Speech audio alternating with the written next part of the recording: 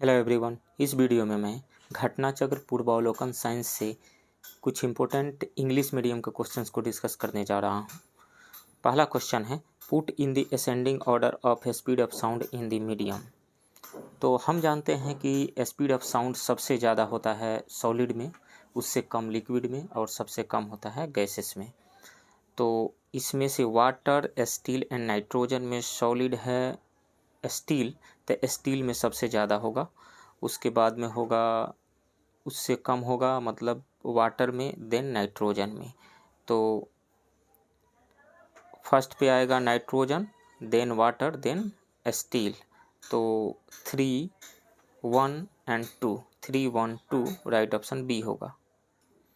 Sound waves can travel in vacuum. Vacuum में travel नहीं कर सकता है। साउंड एक मैकेनिकल वेव है। मैकेनिकल वेव को एक जगह से दूसरी जगह जाने के लिए किसी न किसी मीडियम की ज़रूरत होती है।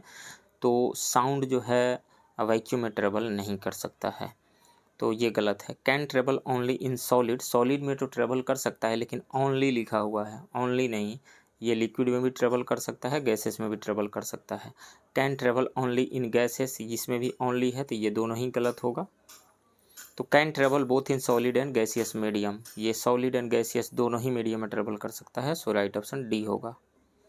How much should minimum distance be between the source of sound and reflecting surface so that an echo can be heard clearly. तो मान लीजिए कि ये सोर्स ऑफ साउंड है और ये ऑब्स्टेकल है जहाँ से रिफ्लेक्ट होकर के साउंड को आना है इको के रूप में। तो अब यदि इनके बीच का डिस्टेंस हम मान ले डी है, तो साउंड डी डिस्टेंस ट्रेवल करके ऑब्स्टेकल के पास जाएगा और वहाँ से रिफ्लेक्ट होकर के फिर डी डिस्टेंस ट्रेवल करके सोर्स के पास आएगा।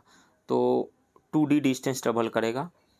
तो डिस्टेंस हो गया 2d, स्पीड यदि v हो और टाइम t लग रहा हो, तो s इज इक्वल टू हम जानते हैं, यानी 2d is equal to vt होता है, vt, 2d is equal to vt। तो यहाँ से d इज इक्वल टू हो जाएगा vt/2। v speed of sound यदि हम ले लें 340 मीटर पर सेकेंड, टाइम कितने टाइम, यदि 1/10 सेकेंड के अंदर आता है तब तो इको सुनाई नहीं देगा। 1/10 सेकेंड या 1/10 सेकेंड के बाद में यदि रिफ्लेक्ट होकर के वो साउंड वेव आती है तो इको सुनाई देगा, अदरवाइज नहीं सुनाई देगा। तो टाइम हम ले लेते हैं 1/10 सेकेंड एटलीस्ट, और बाई 2, तो यहाँ से 10 से 10 कट गया, 2 से 17, तो लगभग 17 मीटर होना चाहिए, राइट ऑप्शन बी होगा। 17 मीटर, एटलीस्ट 17 मीटर डिस्टेंस है ऑब्स्टेकल का, तब तो इको क्लियरली सुनाई देगा। उससे कम है तो इको सुनाई नहीं देगा। एटलीस्ट नहीं, हाँ एटलीस्ट नहीं, कम से कम 17 मीटर का डिस्टेंस पे ऑब्स्टेकल होना चाहिए, तब जाकर के इको सुनाई देगा। 17 से कम होगा तो सुनाई नहीं देगा। Consider the following statement: a flute of a smaller length produces waves of lower frequency। तो फ्लूट है क्या? एक ऐसा ऑर्गन पाइप है जिसका एक या दोनों ही इंड ओपन होता है, यानी फ्लूट एक ओपन ऑर्गन पाइप का एग्जाम्पल है। तो ये मान लीजिए कि ओपन ऑर्गन पाइप है, तो ओपन ऑर्गन पाइप है तो दोनों ही पे एंटी नोड बनेगा, दोनों ही इंड पे एंटी नोड बनेगा। तो यहाँ मान लेते हैं कि नोड बीच में बना और कुछ इस तरीक़ा से दोनों इंड पर यहाँ पे एंटी नोड बनेगा। तो यहाँ पर भी एंटी नोड बना और यहाँ पर भी एंटी नोड बना और बीच में एक नोड बना हुआ है। तो हम जानते हैं कि दो एंटी नोड के बीच का डिस्टेंस λ/2 होता है। तो यहाँ से L यदि हम ले लें, फ्लूट का लेंथ L है, तो L इज इक्वल टू होगा कितना, λ/2। तो λ इज इक्वल टू कितना हो जाएगा, 2L। हम जानते हैं कि v इज इक्वल टू होता है f लैम्डा, तो lambda is equal to v/f हो जाएगा। तो लैम्डा की जगह पर v/f जो ही हम रखें तो ये आ जाएगा 2L। तो f इज इक्वल टू यहाँ से आ जाएगा v/2L, v/2L।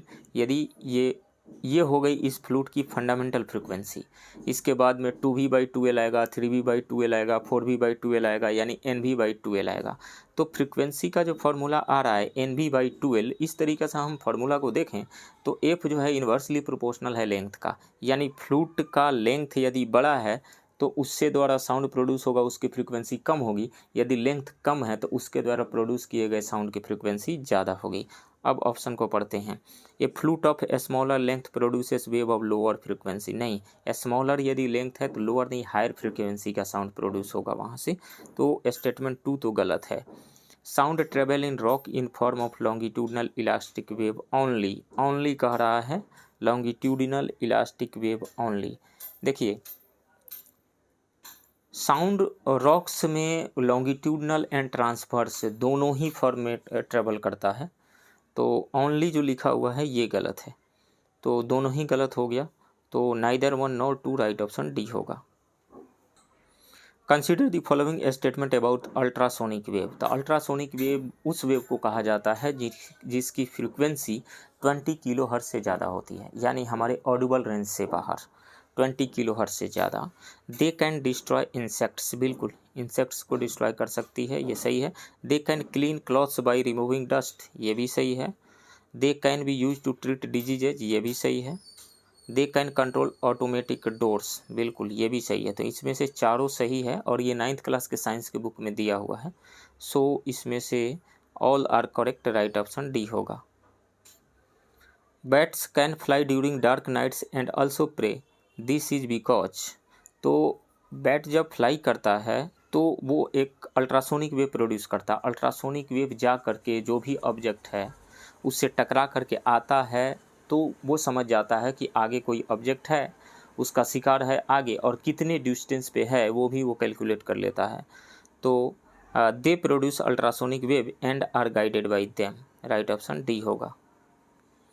Consider the following statement, the heart vibrates at infrasonic, ये सही है।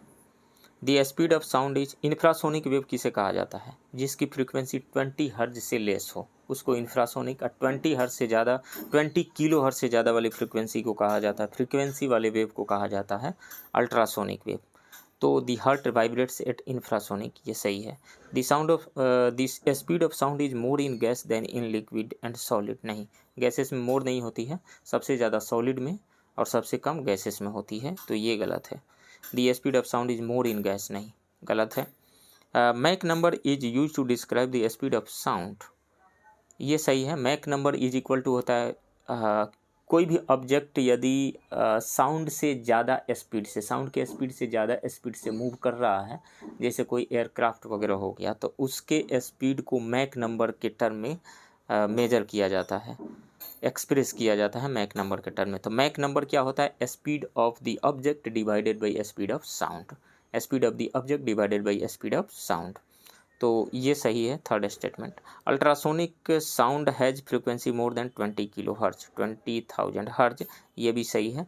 तो इसमें से गलत कौन सा है, of these statements 1, 3 and 4 are correct, 1, 3 and 4 right option C होगा। Which one of the following is the effect of the flight of supersonic jet, तो सुपरसोनिक जेट स्ट्रेटोस्फीयर में फ्लाई करते हैं, और स्ट्रेटोस्फीयर में जब फ्लाई करते हैं तो वो नाइट्रोजन के ऑक्साइड्स को इमिट करते हैं, और ये नाइट्रोजन के ऑक्साइड्स ओजोन लेयर को डिप्लेट कर सकते हैं, डिप्लेट करते हैं, तो depletion in ozone layer, right option C होगा।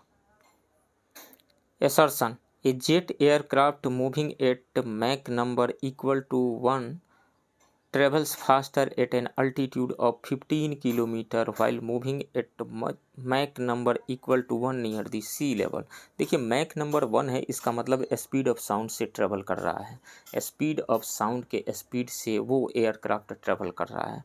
तो इसमें दो बातें हैं, एक तो सी लेवल पे साउंड के स्पीड से ट्रेवल कर रहा है, और एक 15 किलोमीटर हाइट पे ट्रेवल कर रहा है। तो हम जानते हैं कि जैसे जैसे हाइट इंक्रीज होता है टेम्परेचर डिक्रीज करने लगता है, और स्पीड ऑफ साउंड जो भी होता है वो टेम्परेचर पे डिपेंड करता है। इसका फार्मूला होता है √ गामा आर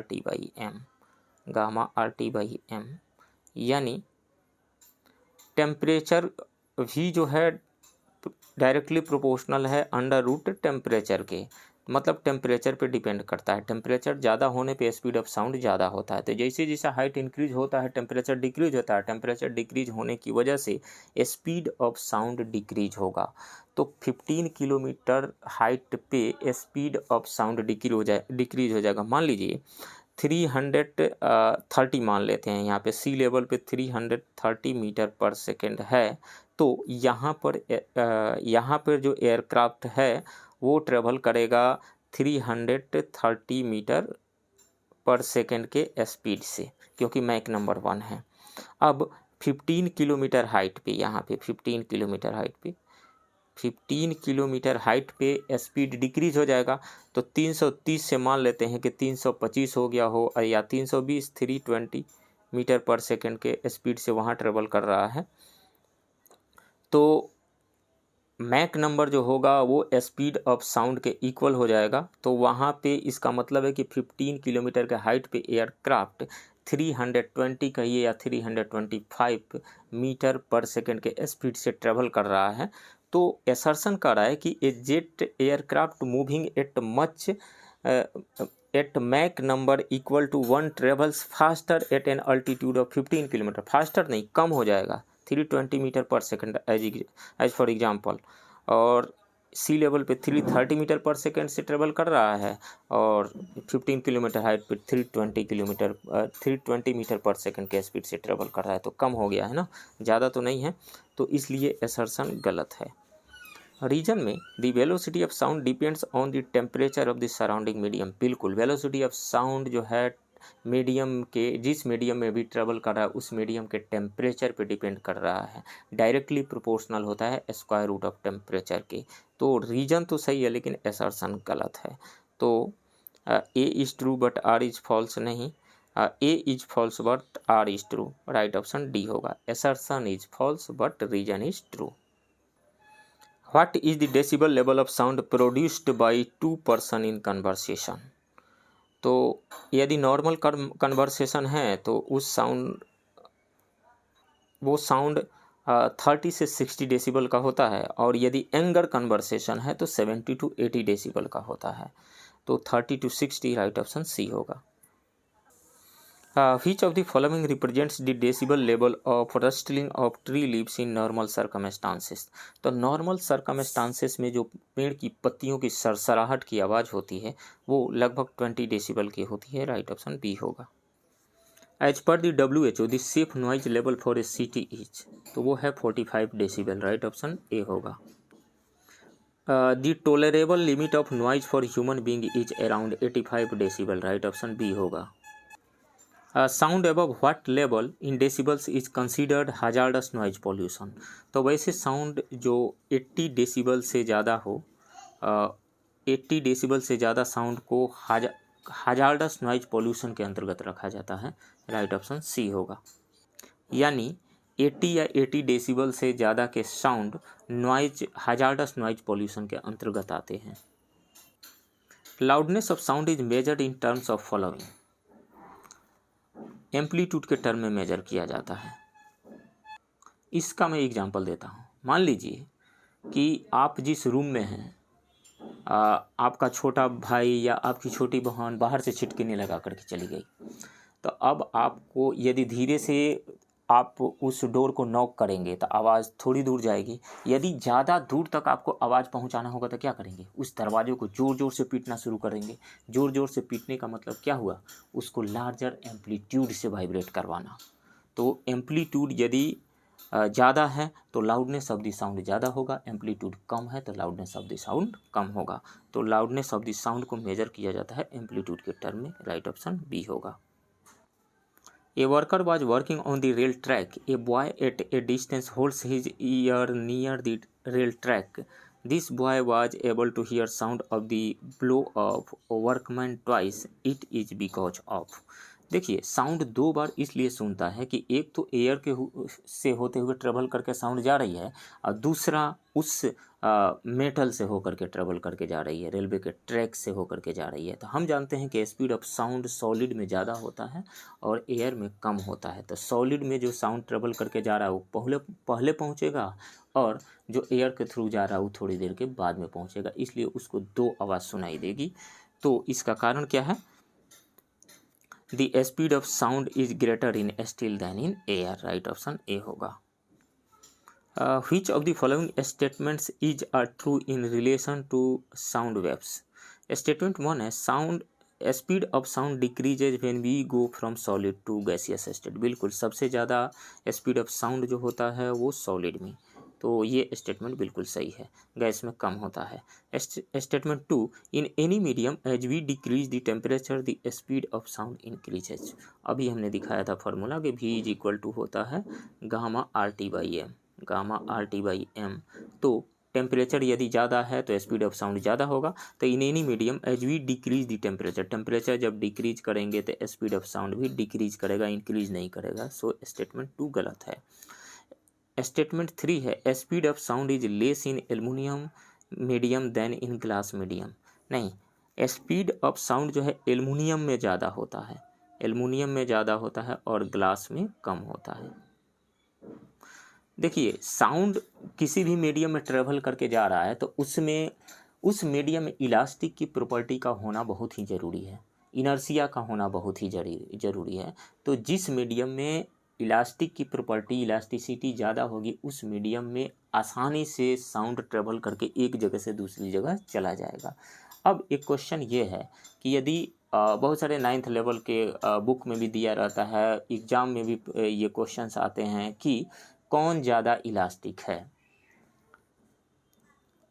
रबर का एक बॉल है और एक स्टील का बॉल है, इन दोनों में से कौन ज़्यादा इलास्टिक है, किसकी ज़्यादा इलास्टिसिटी है। तो यदि कोई भी सोचेगा कि रबर का बॉल ज़्यादा इलास्टिक है, उसको नीचे की ओर हम उसको थ्रो करेंगे तो ज़्यादा उछलेगा, इसलिए इलास्टिक वो ज़्यादा इलास्टिक है। लेकिन ऐसा है नहीं, इलास्टिसिटी डिफाइन किया जाता है ऐसे कि यदि ज़्यादा स्ट्रेस अप्लाई करने से कम स्ट्रेन उसमें डेवलप हो तो वो ज़्यादा इलास्टिक होगा।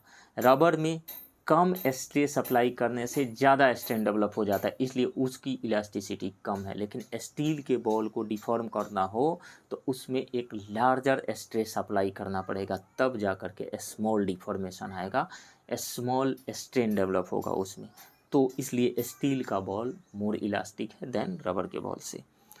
तो जिस मीडियम की इलास्टिसिटी ज़्यादा होगी उस मीडियम में साउंड आसानी से ट्रेवल करके एक जगह से दूसरी जगह जाएगा। तो स्पीड ऑफ साउंड जो है एल्युमिनियम में ज़्यादा होता है देन ग्लास मीडियम, तो ये भी गलत है। तो इसमें से ओनली वन स्टेटमेंट सही है, सो राइट ऑप्शन सी होगा। When sound wave goes from one medium to another, the quantity that remains unchanged is। तो देखिए, फ्रीक्वेंसी सोर्स की प्रॉपर्टी है, ये कभी भी चेंज नहीं होती है। कोई भी वेव एक मीडियम से दूसरे मीडियम में जब जाता है ट्रेवल करके तो उसकी फ्रीक्वेंसी रिमेन सेम रहती है, क्योंकि ये सोर्स की प्रॉपर्टी है। एम्पलीट्यूड चेंज होता है, स्पीड चेंज होता है, वेवलेंथ चेंज होता है, लेकिन फ्रीक्वेंसी रिमेन सेम रहती है। राइट ऑप्शन ए होगा यहाँ पे। When the same tone is played on the sitar and flute, the sound produced can be distinguished from each other because of the difference in। तो देखिए, दो source से यदि साउंड आ रहा है तो हम उसमें डिफरेंस क्रिएट कर सकते हैं पिच के थ्रू, लाउडनेस के थ्रू एंड क्वालिटी के थ्रू भी। लेकिन यहाँ कह रहा है कि सेम टोन यदि फ्रिक्वेंसी सेम हो जाए तो हम सिर्फ और सिर्फ क्वालिटी से ही उस दो सोर्सेस से आ रहे साउंड में डिफरेंस क्रिएट कर सकते हैं, जान सकते हैं। राइट ऑप्शन सी होगा। The basic units of sound are called, phonemes कहा जाता है। राइट ऑप्शन बी होगा। Reverberation mainly feels in large churches and in other large buildings. जैसे कोई भी कंसर्ट हॉल है, ऑडिटोरियम है, वहाँ पे रिवर्बरेशन सुनने को मिलता है यदि प्रॉपर वे में उसको डिज़ाइन नहीं किया गया है। लेकिन जिस समय ऑडिटोरियम वगैरह बनाया जाता है तो साउंड इंजीनियर्स इस बात का ख्याल रखते हैं कि वहाँ पे रिवर्बरेशन नहीं हो। रिवर्बरेशन कैसे होता है? मल्टीपल रिफ्लेक्शन के थ्रू होता है। वहाँ पे मल्टीपल रिफ्लेक्शन होता है, एक वाल से दूसरे वाल, दूसरे वाल से तीसरे वाल, ऊपर से भी रिफ्लेक्शन होता है। तो मल्टीपल रिफ्लेक्शन की वजह से रिवर्बरेशन आता है। तो ये स्टेटमेंट सही है। दीवाल्स, रूफ एंड ग्राउंड में कॉज मल्टीपल साउंड रिफ्लेक्शंस, ये भी सही है। तो मल्टीपल साउंड रिफ्लेक्शन की वजह से ही रिवर्बरेशन आता है। तो इसमें से स्टेटमेंट ए भी सही है, यानी असर्शन भी सही है, रीजन भी सही है, और रीजन जो है असर्शन का करेक्ट एक्सप्लेनेशन है। सो राइट ऑप्शन ए होगा। In television broadcast the picture signals are transmitted by. तो टेलीविज़न ब्रॉडकास्ट में पिक्चर सिग्नल एम्पलीट्यूड मॉड्यूलेशन के थ्रू एक जगह से दूसरी जगह भेजा जाता है और ऑडियो सिग्नल फ्रीक्वेंसी मॉड्यूलेशन के थ्रू एक जगह से दूसरी जगह भेजा जाता है। तो यहाँ से राइट ऑप्शन ए हो जाएगा एम्पलीट्यूड मॉड्यूलेशन। अब क्वेश्चन ये एराइज होता है कि मॉड्यूलेशन है क्या। तो सपोज कीजिए कि आप जहाँ पे रह रहे हैं वहाँ से 10 किलोमीटर दूर कोई आपका रिलेटिव रह रहा है और वहाँ पे आपको सिग्नल भेजना है, कोई मैसेज पहुँचाना है। और ये पुराने ज़माने की बात है, मोबाइल मान लीजिए कि मोबाइल वगैरह कुछ हो ही नहीं आपके पास, संदेश पहुंचाने के लिए कोई भी साधन नहीं है, पुराने ज़माने की बात है। तो पुराने ज़माने में संदेश जानते हैं कैसे पहुंचाया जाता था? किसी संदेशवाहक के थ्रू पहुंचाया जाता था। तो संदेशवाहक यदि पैदल जाएगा तो ज़्यादा टाइम लग जाएगा। पैदल संदेशवाहक यदि 10 किलोमीटर दूर संदेश पहुंचाने जाए तो उसको ज़्यादा टाइम लगेगा। तो उसके लिए क्या किया जाएगा? उसके लिए घोड़ा पे उसको बैठा करके यदि भेज दिया जाए तो घोड़ा क्या हो गया? एक ऐसा सिग्नल हो गया जिसकी एनर्जी ज़्यादा है, यानी स्ट्रॉन्गर सिग्नल हो गया घोड़ा। और उस पे जो संदेशवाहक है वो उतना तेज़ नहीं दौड़ सकता है, वो एक वीक सिग्नल है, ऐसे समझ सकते हैं। मतलब घोड़ा हो गया एक स्ट्रॉन्गर सिग्नल और उस पे जो संदेशवाहक बैठा हुआ है वो वीक सिग्नल हो गया। तो स्ट्रॉन्गर सिग्नल ज़्यादा एनर्जी वाले सिग्नल पे एक वीक सिग्नल को सुपर इम्पोज करके एक जगह से दूसरी जगह भेज देना ही मॉड्यूलेशन कहलाता है। और मॉड्यूलेशन में एम्पलीट्यूड मॉड्यूलेशन, फ्रीक्वेंसी मॉड्यूलेशन, यानी यदि हम देखें तो मॉड्यूलेशन दो टाइप का होता है, amplitude modulation and angle modulation. और एंगल मॉड्यूलेशन में आता है frequency modulation. The technique use to transmit audio signals in television broadcast is. तो ऑडियो सिग्नल को फ्रीक्वेंसी मॉड्यूलेशन के थ्रू एक जगह से दूसरी जगह भेजा जाता है। राइट ऑप्शन सी होगा। जैसा अभी बताया कि मॉड्यूलेशन दो टाइप का होता है, amplitude modulation and angle modulation. Angle modulation में दो टाइप का आता है, pulse code modulation and frequency modulation. Right option C होगा। तो फ्रेंड्स, ये रहा घटना चक्र पूर्वावलोकन साइंस से कुछ इंपॉर्टेंट इंग्लिश मीडियम के क्वेश्चन का डिस्कशन। आप बने रहिए इस चैनल के साथ। मिलते हैं किसी दूसरे वीडियो में, तब तक के लिए थैंक यू वेरी मच।